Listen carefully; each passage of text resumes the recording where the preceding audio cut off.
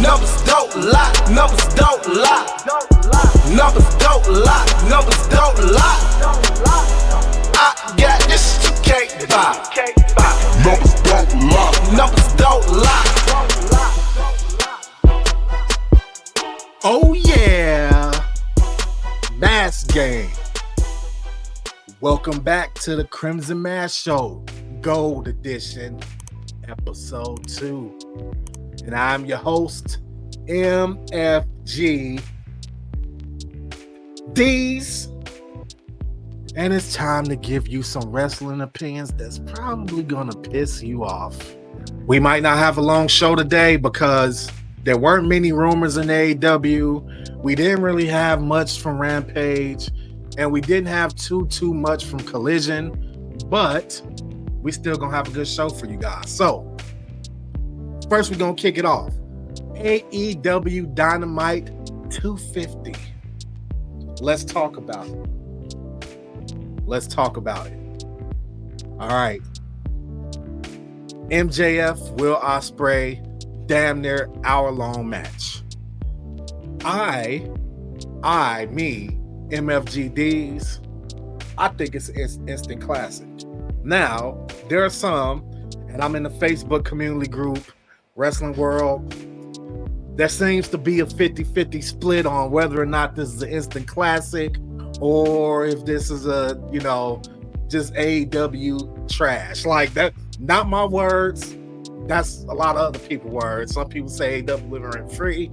Some people saying AEW, is doing their thing. But I think it was an instant classic because I like the match. That I like them overexposing the Styles Clash, giving a Styles Clash off the top rope, and then having them kick out. No, I didn't. I didn't enjoy that one bit. I think you got to protect the Styles Clash as anything, but I digress. I think it was an instant classic. I like the moves. I like the crispness of the moves. And I think the match was fine. I mean, there was no run-ins, no interferences. Of course, MJF was going to use the ring at the end because he's MJF. I think this is one of the better AEW matches.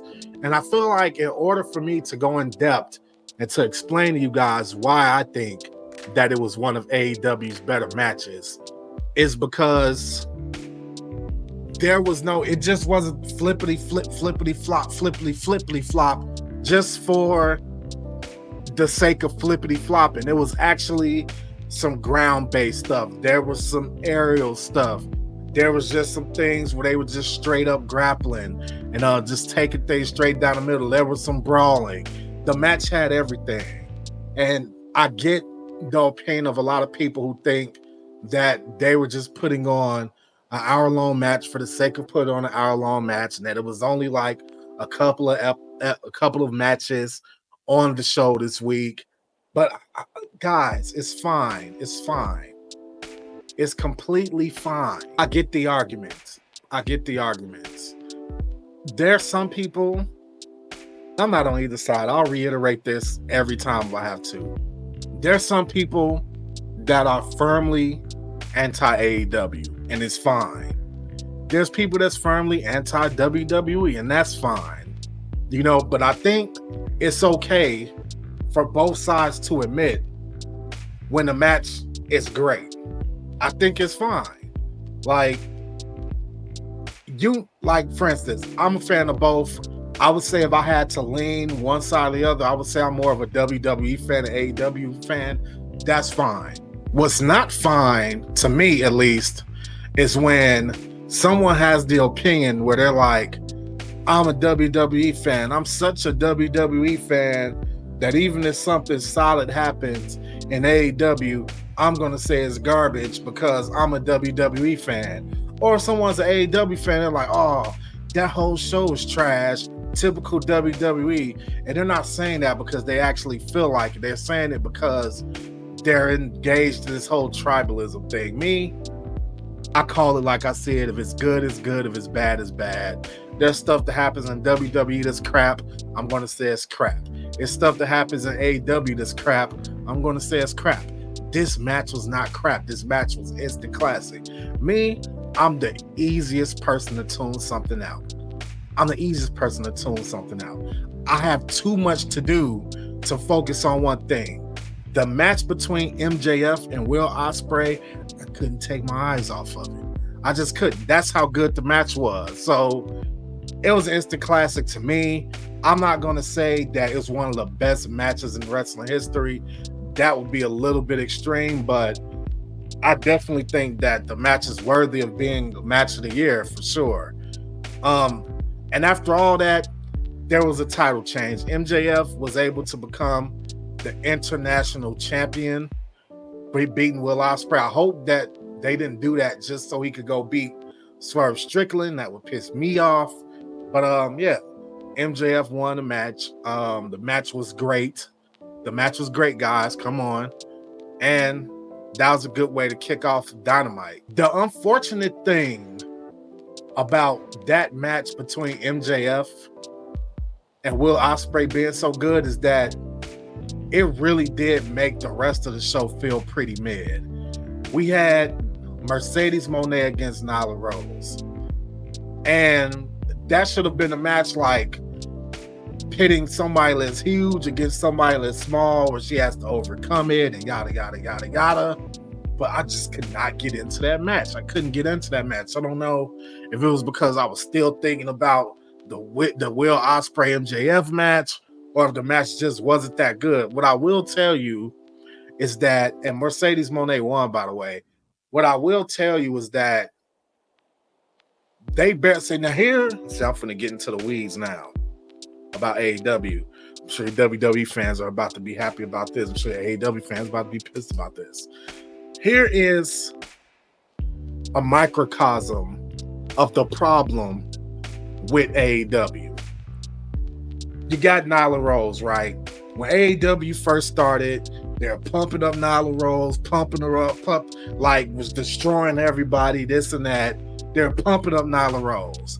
But like they've done with so many wrestlers, they just slowly fade to the background. The more people that get signed, the more other people emerge. They just slowly push the person to the background. So then they had Nyla Rose, and we're going to not even talk about what they do and what certain wrestlers do in Ring of Honor, because at this point in time, anything that happens in Ring of Honor is non-canon to me.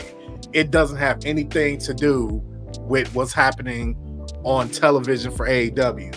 If somebody wins 15 matches in a row in Ring of Honor, if they come do a match in AEW on Dynamite or Collision, I'm still going to think they're going to lose. So I don't know if Nia Jax was winning matches in Ring of Honor and then came over there. It didn't matter.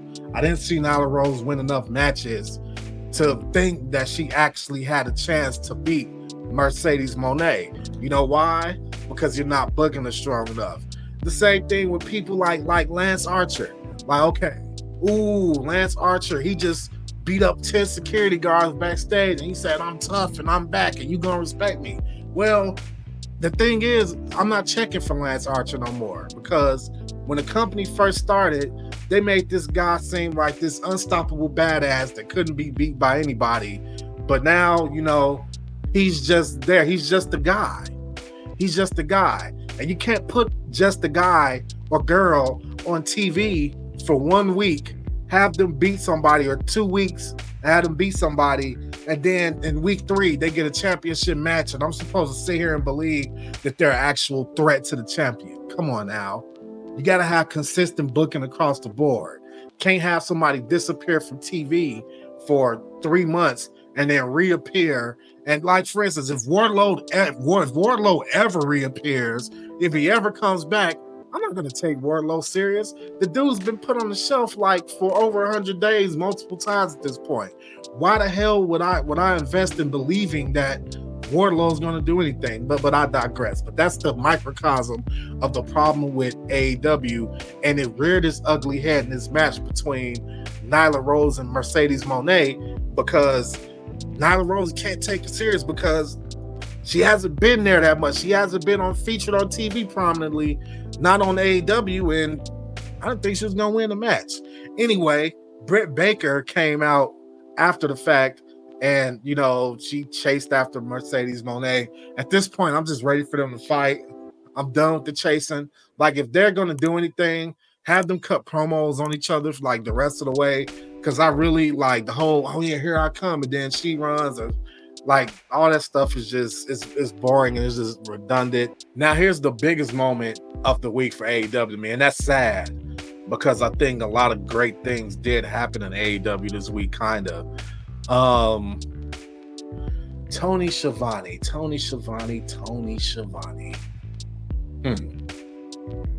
Now for this, I really would like everyone's opinion on this. Tony Schiavone said, and I quote,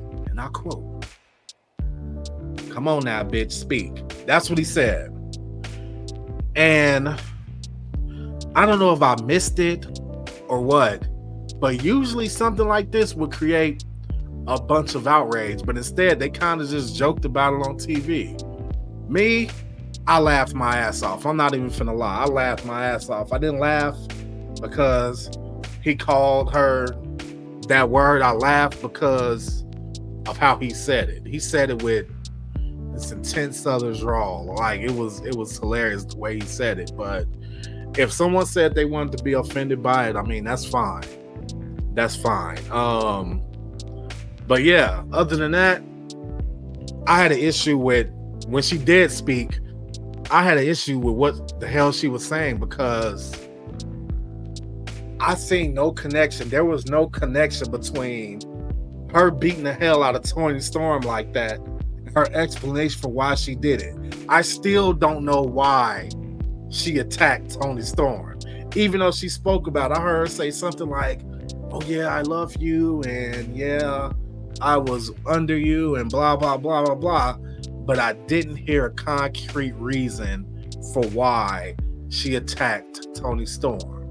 You gotta have better writing material than that. You gotta have more meat on the bone for explanation for beating that bad. It will be one thing if she just hit Toni Storm with the belt and then walked off. But she gave her, and I called this last week, she gave her one of the brutalest beatings I've ever seen one woman give another woman on wrestling television. One of the most brutal. And that beating justified a more deeper, in-depth explanation for why it was done. And that's not what happened. She kind of just went out there, said some stuff. Tony Schiavone called it a B word. And her promo for why she did it wasn't even a story of that segment. The story was what Tony Schiavone said. And that's just a testament to the fact that Mariah May really went out there and didn't say anything. Okada, Swerve, Strickland was another victim of the awesomeness of the MJF Will Ospreay match. It's another match that just didn't hit the spot to me because the first match was such a tough act to follow. I definitely feel like Okada and Swerve could have had a better match on a different day, and it would have been great, and everybody would have acknowledged it. It would have been awesome. But they had to have this match the same day the MJF and Will Ospreay had their match.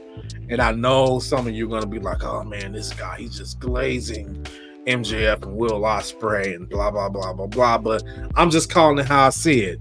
That match was whatever. And then they had like the brawl following the match, you know, to boost up the idea of blood and guts. And it's just like, it's not nothing I haven't seen before. I mean, Darby Allin looked cool. I mean, but all in all, it was just like, it was just another segment. And part of that was because of how it was booked. And the other part of that was just that it was following a tough act, man. They honestly probably should have put that MJF Will Ospreay match last. And they should have like reversed the Okada and Swerve Strickland match, put that on first. Said, you know, never mind. The whole brawl after the match, that could have happened at the beginning of the show. People who are watching it aren't going to stop watching it. I mean, it's not a ton of people watching it, but the ones that are already watching it are true fans. So why would you think that would cause people to stop? AEW Collision. we had Darby Allin facing one of my favorite wrestlers. He's not my favorite because anything he does in the ring. It's my favorite because that mask is just fucking awesome. Like the Beast Mortis, I think that's how you say his name. It looks fucking cool. It's like one of those fucking, looks like something from the 90s that would just scare the shit out of me when I was a kid. Fucking terrifying. I'm old, so yeah, I was around during the 90s. The match itself was good. It was another David versus Goliath type match. Darby Allin came out on top, hit with the coffin drop, and you know he won, of course. And then we had him talk after the match. Darby Allin is not a good promo. There's not really too many people in AEW. Hell, it's not too many people in wrestling that could cut a pretty good promo. There's just not that many. Darby Allin is one of the guys that can't really cut promos. He's kind of boring on the mic. I mean, he said what he had to say. He basically said that the Elite were cool. Thank you for bringing me to AEW, but you guys are some assholes, especially you, Jack Perry, Jungle Boy. That's basically what he said. I mean, I know a part of Darby Allin's thing is for one, Darby Allin needs to always be deadpan. Everything Darby Allin says needs to be monotone and dead. That's the type of Darby Allin I want. I don't want excited or talking Darby Allin. I want him to really come off as half dead, like when he speaks. So a less animated, more threatening Darby Allin would be more awesome. But yeah, he said what he had to say, and he won this match, and that was pretty much it for Darby Allin. Now, I wanna give a disclaimer here.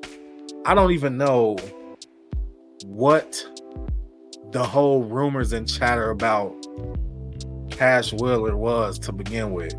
And that's my whole point.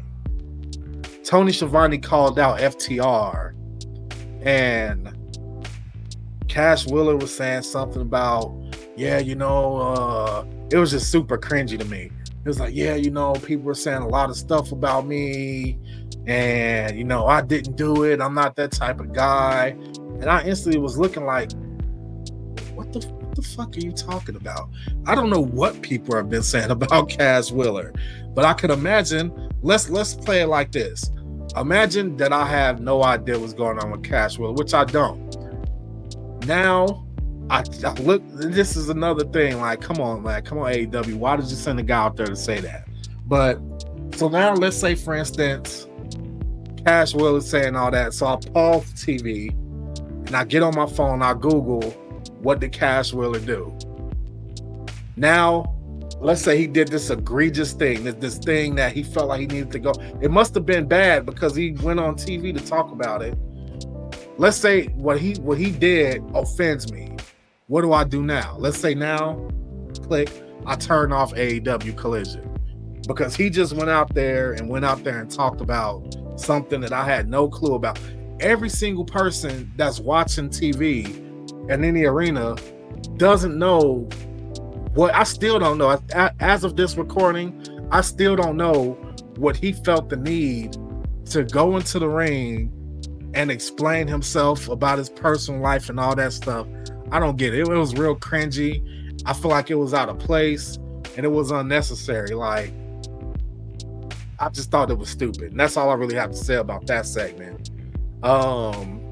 Dax Hardwood said some stuff too. I don't even remember what he said. I was still too busy shaking my head and trying to figure out why the fuck Cash Wheeler would do that. Oh my God. You guys are going to think I'm an AEW hater. I already know it. But oh my God. Hologram.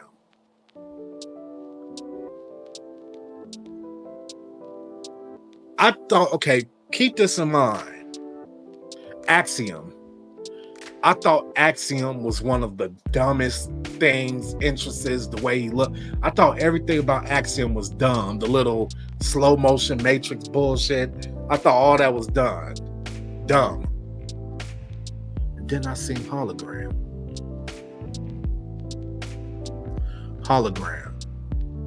No, Hologram, something, you know, you think it's there, but it's actually not. but he was physically there. For some reason, this guy decided to take Triple H's old Titantron video and put it on his chest and come out, because all I seen was a big ass green H. I could have sworn that I was about to hear one self-design. That's what I thought I was about to hear when I seen like that. I thought I was going to say, you some Triple H shit. Like, I thought that's what I was about to hear. And this guy comes to the ring. He comes to the ring. He takes off his big H. And I'm like, okay, this has to get better. This has to get better once the lights turn on. It's going to all, this is like a hologram. I thought something stupid was there, but when the lights turn on, I'm going to see it's fine. No, he still looked dumb. The guy, he looks like Kick-Ass. You remember Kick-Ass? The movie, the shitty superhero costume? That's how Hologram looked. He looked like Kick-Ass. He looked like a guy cosplaying a luchador. So then it's like, man, I'm not going to body shame. I can't body shame nobody. But then it's like, okay, he's probably like one of the most unremarkable, not in great shape luchadors I've ever seen. That's one thing, but that's not even like one of the main things. So then they're like, okay, he's going to be going up against Gringo Loco. I'm not going to lie. As soon as I seen Gringo Loco, I looked at Hologram, I said, I want Gringo Loco to win. Because Gringo Loco was presented better, like not presented better in the sense that they gave Gringo Loco didn't even get an entrance. He was already in the ring. But Gringo Loco was more likely, because on one hand, Gringo Loco is probably supposed to be come off as kind of stupid looking. Hologram, they were absolutely serious about the way Hologram looked. He looked horrible. Man, they better change that guy's ring. They better change this whole deal by the next time he shows up on TV. That shit looked horrible. Like, I can't believe they had vignettes for this guy. Like, I'm sorry. And I understand he probably, they said that he came to AEW. He changed his name and all that stuff. Like, I don't know what the deal is. He came from Mexico. I don't know what the big deal is, or if he was a big deal in Mexico. But whatever he changed to Hologram, he needs to change that shit back, because that was horrible, man. I'm not even gonna call him Hologram. I'm gonna call him Kick-Ass, and hoping every match he get his ass kicked until he changes that damn ring gear. Horrible. Under Rosa, Deonna Purrazzo. I love both of those ladies. I think Thunder Rosa and Deonna Purrazzo are excellent. I have no problem with this lumberjack. I hate lumberjack matches in general, but I had no problem with this lumberjack match. Both of those ladies are fucking excellent. That match was solid. Taya Valkyrie helped her cheat. I don't know the ins and outs and the inner workings of the Ring of Honor system and all that shit. So I don't necessarily know why Taya Valkyrie helped her. The commentary team didn't do a good job of explaining why Taya Valkyrie helped her. I mean, as far as I know, they're not in the stable, but maybe it's something I missed. I only recently started reinvesting into watching AEW Collision. So maybe there's some reason for why Taya Valkyrie helped Deonna Purrazzo, but Deonna Purrazzo won.